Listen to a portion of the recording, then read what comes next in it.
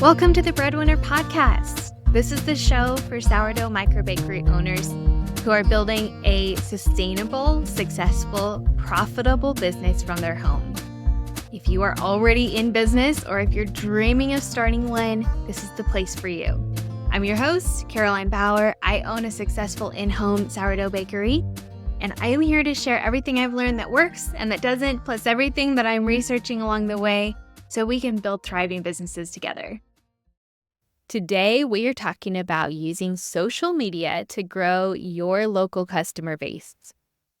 If you've ever wondered how to leverage platforms like Facebook or Instagram more effectively, this is a good episode for you. Grab a pen and paper to take some notes, and we are going to get started. Before we dive in, make sure you jump down into the show notes. There is a free resource in there for you with a content calendar with social media post ideas for a week. This is a super helpful thing if you are like me and you struggle with knowing what to post, if you just get stuck and need some ideas. This will help you get unstuck. So make sure you download that. The link is in the show notes. All right, first things first. Let's talk about why social media is so powerful for small businesses like ours, particularly local businesses. So unlike traditional advertising, like an ad in the phone book, what even is a phone book, or mailers or radio ads, social media is interactive and personal. It allows you to connect directly with your local customer base in the community, showcasing your products and building a loyal following who feels connected to you. You can engage with your customers, respond to their feedback, and get real-time feedback. So here are a few key reasons why social media is essential for your local small business. Number one is visibility. Many of your customers are already on social media. So by being active on these platforms, you're putting yourself in front of them on a platform where they're already browsing. Next is engagement. Social media allows you to have a conversation. You're not just sharing an ad, you are sharing part of your process. You can bring them in and allow them to feel connected with you in a way that is not possible with traditional static advertising. Social media is also super powerful for community building. You can create a sense of community around your brand. People love to support local businesses, especially the ones that they feel connected to and involved in. This is especially powerful if you can bring people in and let them see you grow and almost feel like they are part of your growth. And then you'll probably see as you share, especially if you share in public forums, people will shout you out in comments, which allows new people to see that you are well-liked and well-respected in your community, therefore helping you grow even more. All right, let's get tactical and talk about choosing platforms. For sourdough microbakeries, Instagram and Facebook are the pretty logical choices. Instagram is perfect for visual storytelling and bringing people in behind the scenes through stories and posts, and Facebook is great for community building and local targeting. The Nextdoor app is also a powerful app that can be used to reach your local community. So here are some tips for Instagram. Instagram focuses on visual content. So this looks like posting high quality, well-lit photos and videos of your products. Don't get too caught up in the production, but if you can take some photos near a window in indirect bright lighting, or even step outside and take a photo in natural lighting, that's going to go a long way in elevating the look of your products. You can also post reels, short little video clips of your process or the products that you're bringing to the market or for pickup orders. Will help people feel connected and get excited about what you're offering. Stories are also a great way to engage the people who already follow you. It's a great way to share behind the scenes, what you're working on, and also use polls to ask your audience what they would prefer. I used the question feature in my Instagram stories just yesterday, And I told my customers that I want to add something fun on the menu next week and ask them for ideas. This allows them to feel connected and involved and get excited when they see their ideas show up on your menu. And when you're posting photos or reels, make sure to use local hashtags to increase your searchability. Examples might include something like hashtag your city sourdough, hashtag your city bakery, or hashtag support local. I can't speak to how effective those hashtags would be, especially if it's a small city, but it's worth a try. Facebook is where I have seen the majority of the growth for my business. I have utilized Facebook groups quite a lot. There are tons of geographic specific Facebook groups for most areas. My area is not very huge, but we have so many local moms groups. There's one that's just a social connections group.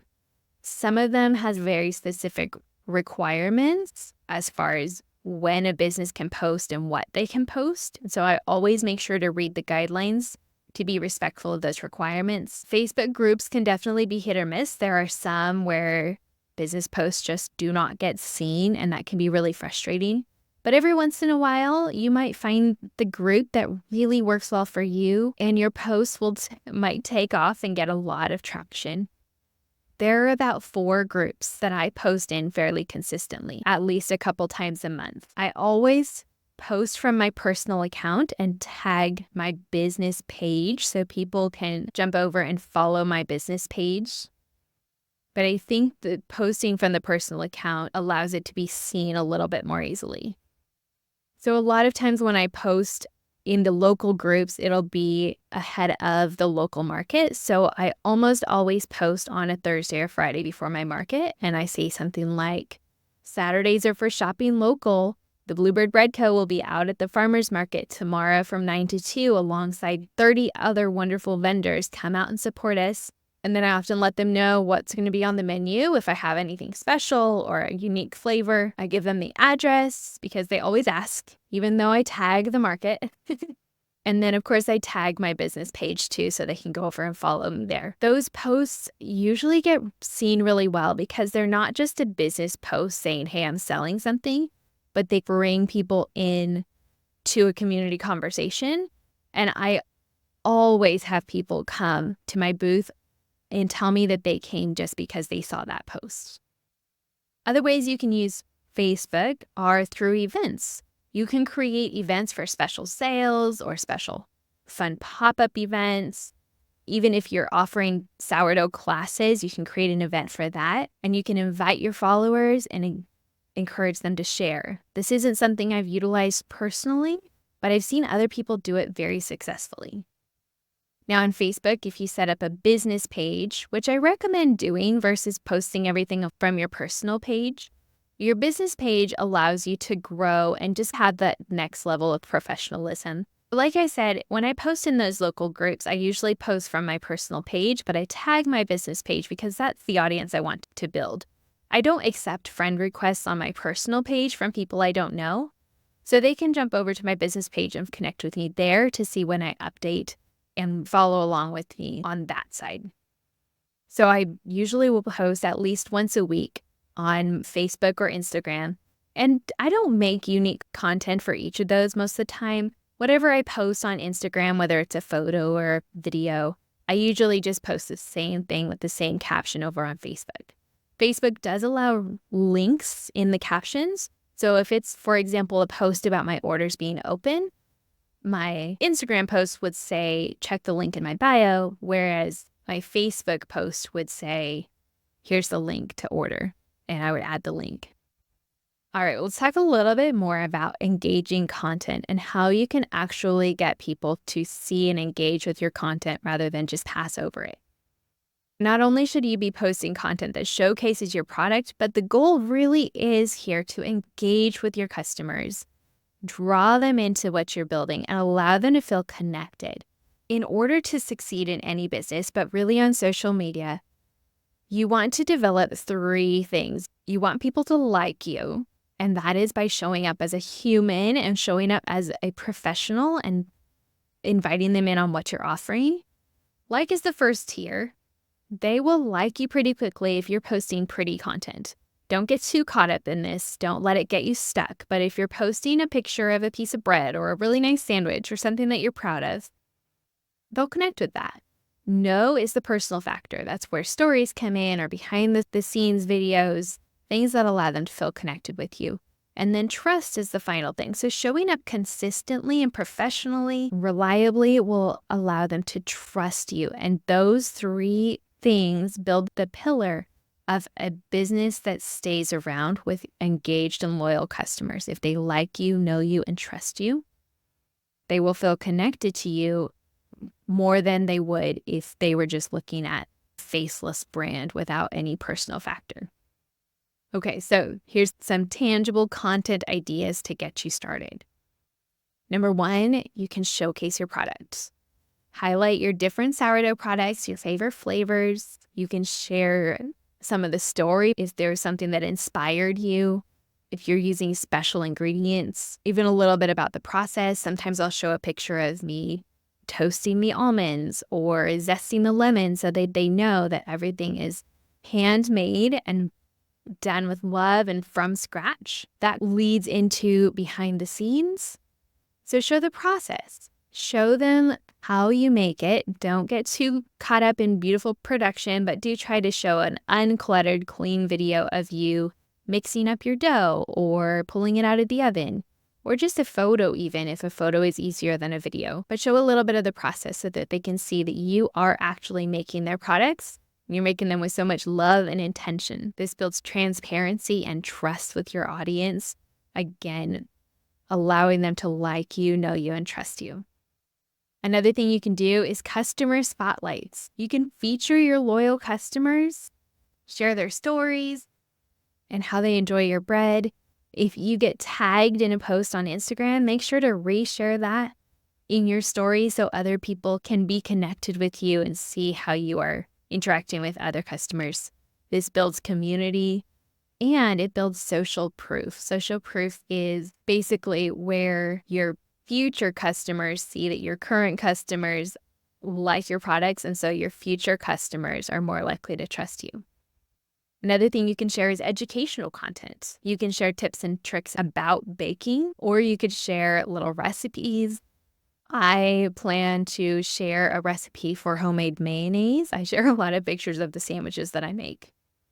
And you can educate your customers about the benefits of sourdough. You could also share promotions and giveaways. You can run special promotions, something like the first 10 customers at the market will get a free cookie, or a giveaway to boost engagement and attract new followers. This could be something like a free loaf of bread to one random person who tags a friend in my post. This can be a big way to grow your local following. So if you host a giveaway on social media, the requirements can be that they follow you and that they tag a friend, maybe that they like the post. And so that helps you grow in a really big way because you're gaining followers, but also when they like and tag, that is boosting that post to make it much more visible. But don't forget to go down into the show notes and get the free content calendar. It has these ideas plus a few more to get your creative juices flowing and get you unstuck so you can get posting and connecting right away. So we've talked a lot about posting great content and using it to engage your audience. Let's go just a little bit deeper into the engagement itself. So the engagement is like the conversation. This is where there's the back and forth. Rather than just posting something and letting it sit there and no one interact with it, the goal really is to have interaction. So this looks like responding to comments, answering questions, showing appreciation for your customers. So here are a few engagement strategies. First is responding to comments. Really take some time to reply to the comments in your posts. You do not have to reply in real time. Typically, I try to check in every 24 hours or so and respond all at once. Sometimes it's every 2 days and there's a little delay between my response, but I try not to let a comment go unresponded as much as possible.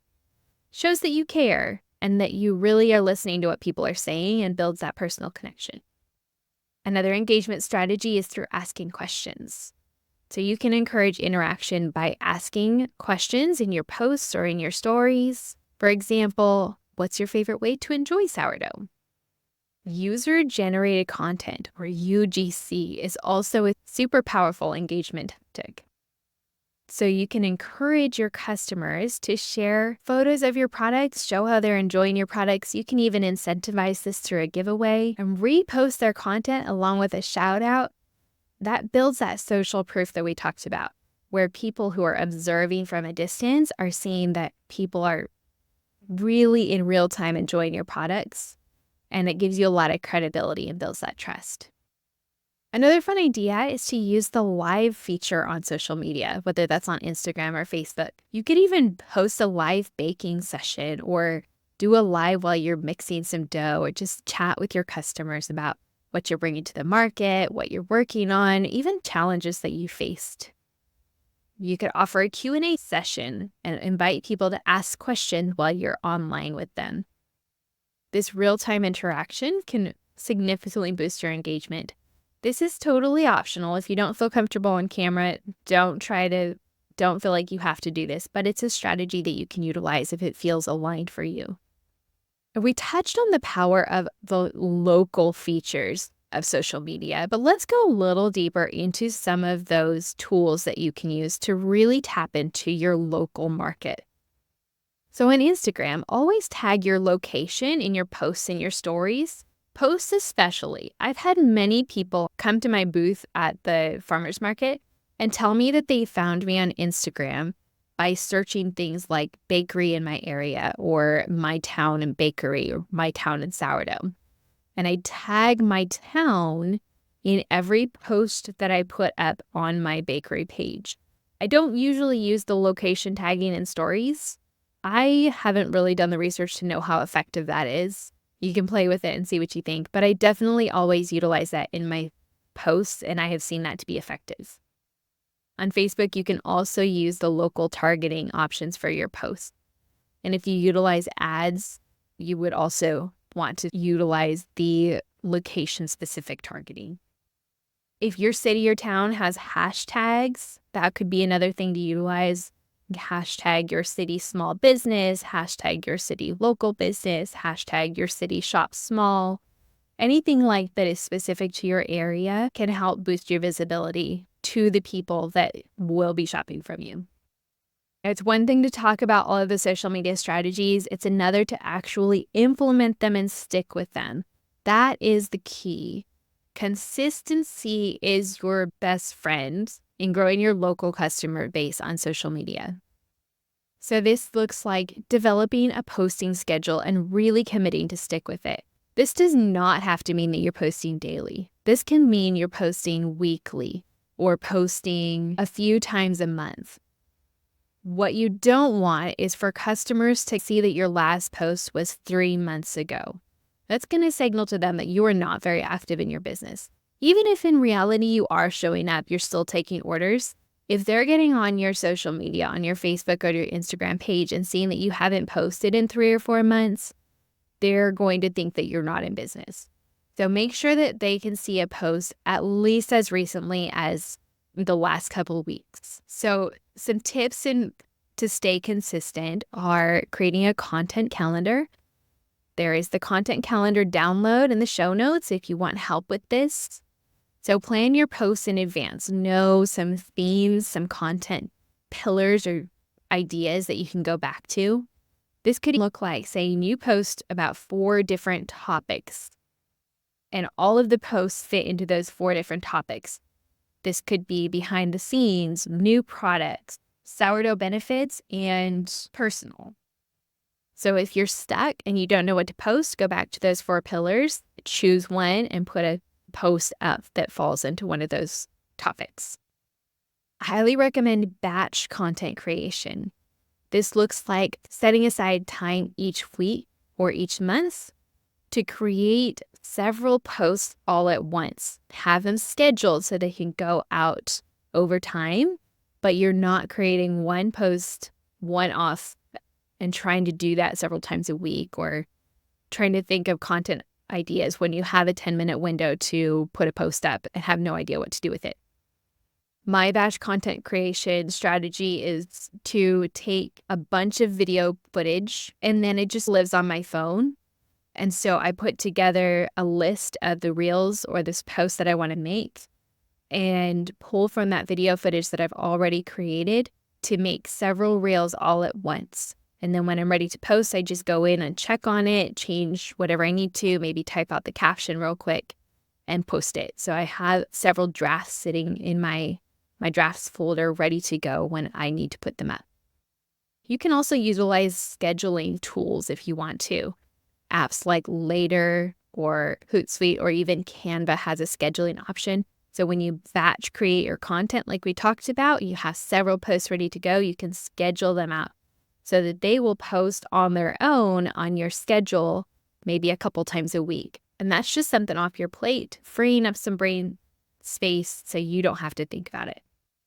So to wrap up, social media is a powerful tool for growing your local customer base. By choosing the right platforms, creating engaging content, and consistently engaging with your audience, you can build a loyal community around your sourdough microbakery. Don't forget to jump down into the show notes and grab that free content calendar to help you get unstuck and have some ideas for content to post and start engaging your local audience. If you found today's episode helpful, I would love if you would subscribe to the show and leave a review so other people can find the episode too. Also, don't forget to follow me on Instagram. I'm Caroline_Bauer_sourdough. And it would make my day if you would screenshot the show and tag me so I can see where you're listening from. I'll give you a shout out and we can all get connected. I'll be back with another episode soon. I drop episodes every Monday and Thursday. So if you're not following the show, make sure you do so you don't miss upcoming episodes. But until then, happy baking.